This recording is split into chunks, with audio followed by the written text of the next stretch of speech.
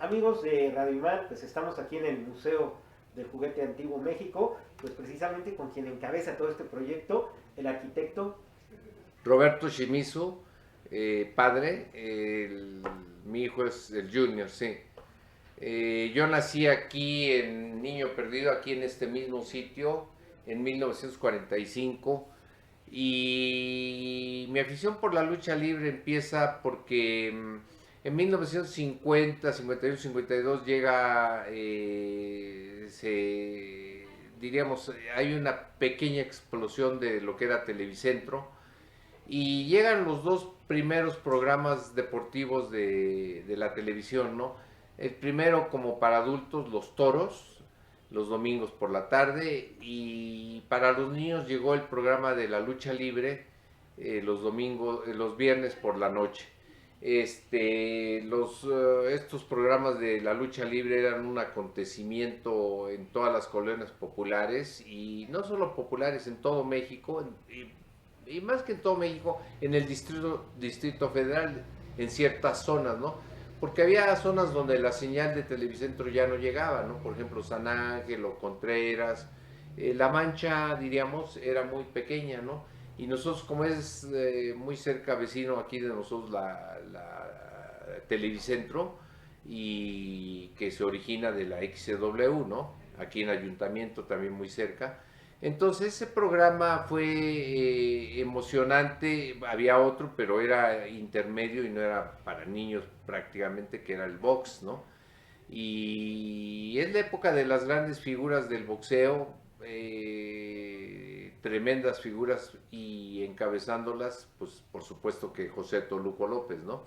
Luego llega el Pajarito Moreno, Memo Díez, que también era un vecino de aquí, y José Medel, y después llegaron la época de oro del boxeo mexicano, en la época de Zárate, Zamora, Chucho Castillo, todos ellos, ¿verdad? Y por la parte de la lucha libre, pues es la época de oro, la época de los 50, poquito antes por supuesto, programas en blanco y negro, y poquito antes del final de la primera camada de luchadores, ¿no? Estos son los que nacieron en el 33, ya como un espectáculo por la Arena Coliseo y la Arena México, con don Salvador Luterot, ¿no? Pero esa primera camada se va desgastando y en los 50 ya eran veteranos, ¿no? Y los grandes estrellas de la televisión de esas épocas, por supuesto que eran pues, El Santo, Tarzán López, el Dientes Hernández, Mishima Ota, Subisito, Uroquisito, el Cavernario Galindo, el Murciélago Velázquez. Y para nosotros los niños de esa época, verlos en la televisión era realmente seres de otro mundo, ¿no? Aquí cerquita vivía Black Shadow y nosotros lo íbamos a tratar de ver salir de la vivienda, ¿no?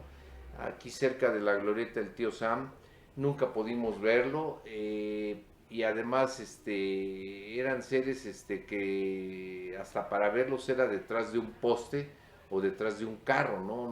No había ese igualamiento, diríamos, o ya ahorita los jóvenes de ahorita se han subido al pedestal junto con ellos, y no solo eso, sino hasta se les trepan, ¿no? Es una de las cosas que quizás ha causado un poco el deterioro de esa imagen, ¿no? Para nosotros ver aquí a la tienda de mi papá venía mucho Sugisito, que él no era japonés, pero él era muy aficionado a la comida japonesa, y aquí lo conocíamos, platicaba con mi papá. Y en esos tiempos los álbumes de Larines empezaron a popularizarse más, empezando con el primero de producción masiva, que fue el álbum de Ciencias Naturales de Larín, y los de luchadores, que eran especialmente difíciles. Luego la lucha tenía un problema, que no era bien visto por los padres, porque no había una relación como de buenas maneras, ¿no? Buenas costumbres.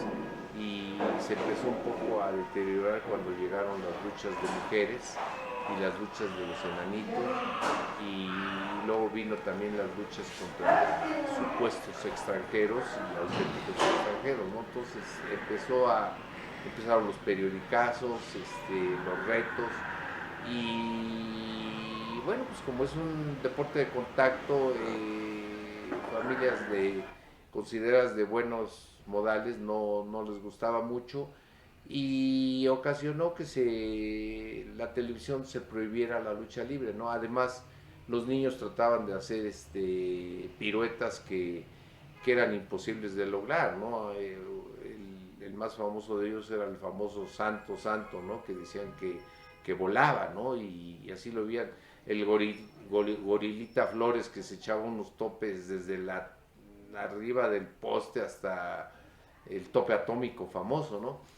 Entonces nos hicimos muy aficionados a la lucha libre, todos los niños de esa camada, ¿no? Los niños después de la guerra, los del 45, los baby boomers, cuando ya todo el mundo hubo paz, y en México, que no había entrado la guerra, pero sí había ese ambiente de guerra, nacieron muchos niños, y esos niños fuimos los aficionados a la lucha libre, y bueno, pues yo en esa época pues no coleccioné álbums. En los 50 coleccioné las figuras de luchadores, que como esa industria del plástico no era todavía muy económica, eran realmente juguetes caros. O sea, no eran baratos como ahorita. Los rines eran bastante caros, no eran fáciles de comprar. Pero de ahí me aficioné a ir guardando cosas de la lucha libre. Y pues empezaba yo a comprar programas, algunas máscaras, si podía algunas capas, algunas zapatillas. Y por supuesto, el personaje central alrededor del cual yo coleccioné, pues era el Santo, ¿no? Y pues con los años junté cantidad. Sobre todo lo que a mí más me gusta es la parte de los programas, porque son la historia viva, ¿no? La lucha libre, todo lo que se ha escrito de la lucha libre, pues tiene un lado oscuro, porque los mismos luchadores, para no ser descubiertos, inventaban muchas historias, ¿sí? Y luego, pues como había las dobletear o tripletear, y cuando no podían cumplir con otro compromiso, mandaban un sustituto, cuando iba enmascarado, ¿verdad? Entonces, era muy difícil, y es muy difícil a la fecha, que coincidan las crónicas de la lucha con la realidad. Pero los programas, casi por regla general, sí son historia en objetos, ¿no? En papeles. No es por crónicas ni por tradición oral. Sí están ahí reflejados los eventos de los luchadores y las arenas, y pues la colección se hizo gigantesca, ¿no? Aquí donde estábamos hace unos momentos con el famoso Super Muñeco, él nos hizo favor de venir a algunos eventos aquí que hicimos en el Foro Cultural. Nosotros la lucha nunca la vimos como una cuestión de promoción deportiva, sino la veíamos como un recordatorio a esa época bonita de la lucha libre, ¿no? Cuando la lucha libre era el luchador y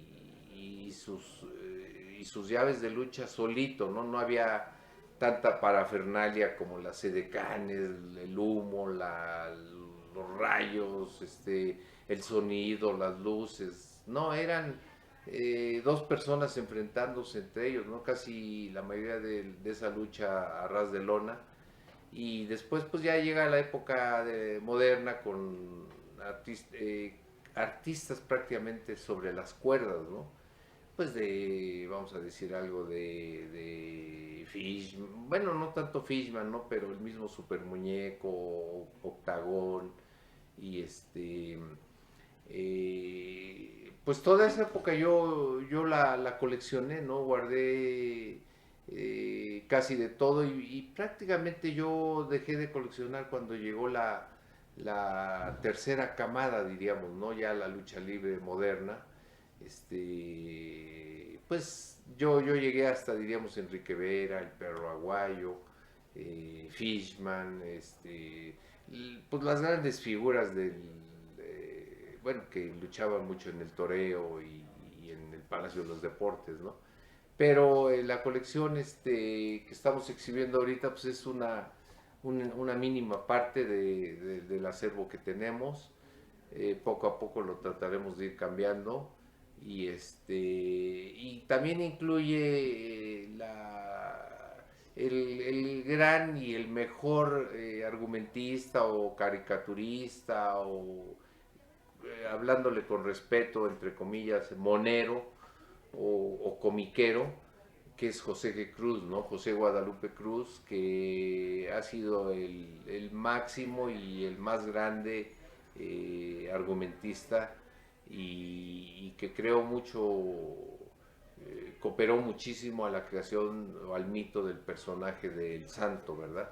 El Santo pues, era un luchador más de ahí del elenco y José G. Cruz con el cuento del enmascarado de plata le vino a dar una popularidad tremenda, ¿no? México en esos tiempos enfrentaba un problema de analfabetismo pues, quizás del 50% en la población y el proceso de alfabetizar al país fue muy largo, doloroso, costoso. Yo digo doloroso porque ahí sí aplicaba la letra con sangre entra y porque aquí pues teníamos cientos, si no es que más dialectos y costó mucho trabajo pasar del dialecto al español y del español al objeto, ¿no? O sea, y a las letras, ¿no?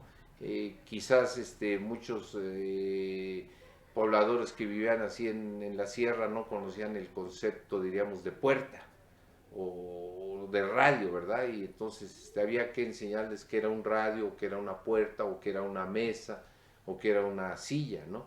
Y de ahí pasarlo al español. Y de ahí de ese gráfico aprendérselo para formar las 5 letras y decir libro o mesas, ¿no? Así. Entonces, los cuentos del santo ayudaron mucho a la alfabetización del país porque muchos niños con tal de poder leer esos cuentos trataron de aprender a leer y bueno, era la época de las escuelas nocturnas, las escuelas rurales, fue un proceso, repito, muy doloroso y José Cruz con esas aventuras y esas fantasías, y de esos tiempos pues cooperó muchísimo, bueno, aportó con sus cómics, ¿no? Y los cuentos. Y esos cuentos hacen que se duplique o triplique la popularidad del enmascarado de plata. Perfecto. Abriéndonos en general al museo, es un museo que de verdad dan ganas de venir, de convivir, de experimentar. Ayer precisamente en la charla que teníamos con el Super Muñeco, él nos decía que se siente una energía muy especial. ¿Qué representa, qué responsabilidad se tiene el estar al frente de todo este proyecto? Bueno, realmente ese es lo que pasa con este museo.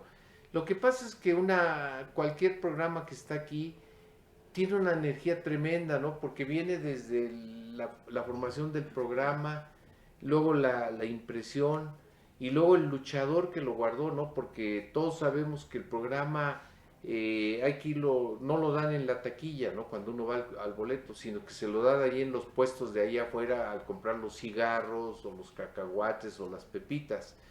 Y implica que hay que guardarlo, y gentes como el Santo hacía anotaciones en esos programas. Él, aunque fuera el luchador estrella, tenía que salir a comprar sus pepitas o lo que fuera, y agarrar el programa, doblarlo y meterlo abajo de la maletita. Esa energía humana está reflejada aquí en todos los juguetes. Nuestros juguetes, casi la mayoría son jugados, todos los atuendos fueron luchados, O sea, yo no colecciono máscaras de ahí, de afuera de la arena o de las que andan vendiendo los luchadores, ¿no? Si no son máscaras, capas, atuendos luchados, las botas que tenemos, por ejemplo, las del Santo, que yo no sé ni en qué momento me hice de 7, 8 pares que tenemos, fueron luchados, ¿no? Entonces lo que el muñeco siente aquí y al ver su capa, una de las capas que él luchó, pues él recuerda dónde la usó, cómo se maltrataba, cómo la surció para repararla, porque todos esos atuendos se maltratan muchísimo. Esa es una energía humana tremenda. Aquí, por ejemplo, vemos un juguete y uno dice, pues es un juguete, no, implica ir al tianguis, buscarlo por meses, por años, por decenas de años, encontrárselo, tener en ese momento también los recursos y comprarlo y guardarlo y entonces este es un museo lleno de energía, ¿no? Lleno de historias, cada juguete tiene una historia y es la historia más bonita de México entre 1920 al término de la revolución y 1960 el inicio de la gran corrupción, ¿no? Y la pérdida de los valores morales y porque no es lo mismo ir a comprar una máscara ahí afuera de la arena y colgarla en una colección, ¿no? A tener que ir a buscar al luchador y hacer el trato y registrarlo y todo eso cuesta. El museo, usted lo dijo exactamente, es una suma de energía humana de la época de oro de México, ¿no? Y la responsabilidad mía, pues yo como que coleccionista a mi edad, pues dije, ¿qué va a pasar si llego yo a fallar? Todo se puede ir a la basura o se va a Estados Unidos, como pasa. Y afortunadamente mis 3 hijos, yo abrí este museo para que mis 3 hijos lo cuidaran y se comprometan a cuidar esto como un patrimonio histórico, social de México, ¿no? Del México que nosotros vivimos, ¿no? Porque hay cosas que aunque las veamos y nos muevan un poco el corazón, ya están muy lejanas a nosotros, ¿no? Un poco lo prehispánico, un poco lo que es la colonia o la revolución, ¿no? Esto es una historia viva, es un museo vivo para mexicanos vivos, así le llamamos nosotros.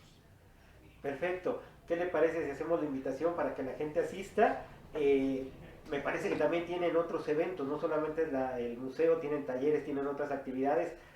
Adelante. Sí. Bueno, el museo está ubicado aquí en este edificio en Doctor Olvera 15, que es un edificio que hizo mi papá. La tienda de ellos estaba aquí a la vuelta en Niño Perdido, yo ahí nací. La familia tiene aquí más de 80 años.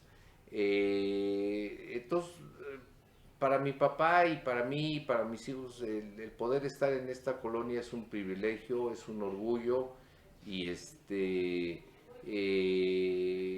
un aporte a nuestra comunidad, ¿no? Las tiendas eran muy favorecidas y una cosa que nos da mucha alegría es recibir a gente que nos conoce desde hace 50, 60 años en la tienda, ¿no? Y, y entonces el que permanezca aquí en este museo es porque es un museo de cultura popular. México es un país hecho por las clases populares. No es, aunque digan lo que digan, no está hecho por las clases dominantes. Sí se hizo, la mitad se hizo por las clases populares y la mitad por el clero, ¿no? Que estemos de acuerdo o no estemos de acuerdo, es un hecho que el clero hizo muchísima de la obra civil de nuestra historia, ¿no? Y el pueblo pues es el que ha hecho todo el demás trabajo hormiga, trabajo sufrido, y de obra así de oficial realmente pues, tenemos muy poco, ¿no?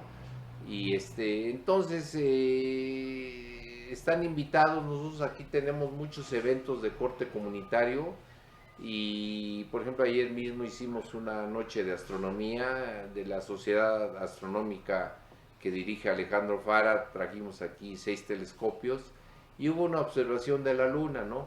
A la vez tuvimos noches de cabaret, luego hacemos teatro, música, hacemos poesía, hacemos mesas redondas de corte popular, ¿no? Entonces la gente está invitada, estamos aquí en Doctor Olvera 15, es el Metro Obrera, tenemos un pequeño estacionamiento que se puede usar cuando haya lugares disponibles y pues están invitados, abrimos todos los días, de lunes a viernes de 9 a 6 y sábado y domingos de 9 a 4. Constantemente estamos cambiando las exhibiciones, los temas. Ahorita tenemos algo de Cantinflas, tenemos del Santo, la lucha libre, aventureros, tenemos Barbie y cultura popular de México de los 50. Están invitados.